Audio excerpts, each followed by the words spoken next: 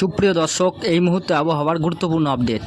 আসুন দেখে নেব বাংলার কোন কোন জেলায় হবে বজ্রবিদ্যুৎ সহ প্রবল ঝড় বৃষ্টি, কোথায় কোথায় রয়েছে কালবৈশাখী ঝড়ের আশঙ্কা। পাশাপাশি দেখে নেব আজ কোথায় কোথায় রয়েছে তাপপ্রবাহের সতর্কতা।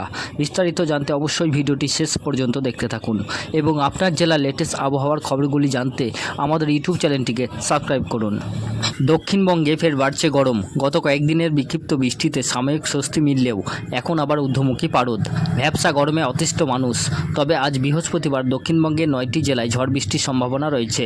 কলকাতা সহ একাধিক জেলায় আজ ঝোড়ো হাওয়া ও বজ্র বিদ্যুৎ সহ বৃষ্টির পূর্বাভাস দিয়েছে আলিপুর আবহাওয়া দপ্তর। আজ কোথায় কোথায় বৃষ্টি হতে পারে? আবহাওয়া দপ্তরের পূর্বাভাস অনুযায়ী আজ কলকাতা, হাওড়া, হুগলি, উত্তর ও দক্ষিণ 24 পরগনা, পূর্ব ও পশ্চিম মেদিনীপুর, নদিয়া এবং মুর্শিদাবাদ জেলায় বজ্র বিদ্যুৎ সহ বৃষ্টির সম্ভাবনা রয়েছে। সেই সঙ্গে ঘন্টায় 40 থেকে 50 কিলোমিটার বেগে দমকা হাওয়া বয়ে যেতে পারে।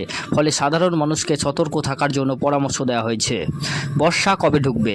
উত্তরবঙ্গে ইতিমধ্যেই মৌসুমি বায়ু প্রবেশ করেছে এবং দার্জিলিং, কালিম্পং, কোচবিহার, জলপাইগুড়ি, আলিপুরদুয়ারে চলছে নিয়মিত বৃষ্টি।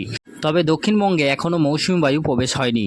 আলিপুর আবহাওয়া দপ্তরের মতে পশ্চিম উত্তর পশ্চিম দিক থেকে গরম ও শুষ্ক বাতাস আসার ফলে দক্ষিণ পশ্চিম মৌসুমি বায়ুর অগ্রগতি থমকে গিয়েছে। বর্তমান পরিস্থিতিতে দক্ষিণবঙ্গে বর্ষা ঢুকতে ঢুকতে 10ই জুন থেকে 12 জুন পর্যন্ত সময় লাগতে পারে। উত্তরবঙ্গে আবহাওয়ায় আজ উত্তরবঙ্গে জলপাইগুড়ি, আলিপুরদুয়ার, কোচবিহার, দার্জিলিং, কালিম্পংয়ে হালকা থেকে মাঝারি বৃষ্টির সম্ভাবনা রয়েছে। ঝড় বৃষ্টি হতে পারে জলপাইগুড়ি ও উত্তর দিনাজপুরেও। ওইসব জেলায় হাওয়া অফিস সূত্রে হলুদ সতর্কতা জারি করা হয়েছে। তাপমাত্রা গরমের পরিস্থিতি কেমন থাকবে? দক্ষিণবঙ্গে তাপমাত্রা ক্রমশই বাড়ছে।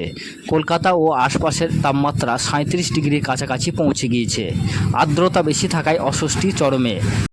সুপ্রিয় দর্শক, আপনার জেলার নাম আমাদের কমেন্ট বক্সে জানান এবং আবহাওয়ার নিত্য নতুন আপডেট পাওয়ার জন্য আমাদের ইউটিউব চ্যানেলটিকে লাইক, কমেন্ট, শেয়ার এবং সাবস্ক্রাইব করুন। ভালো থাকবেন, সুস্থ থাকবেন।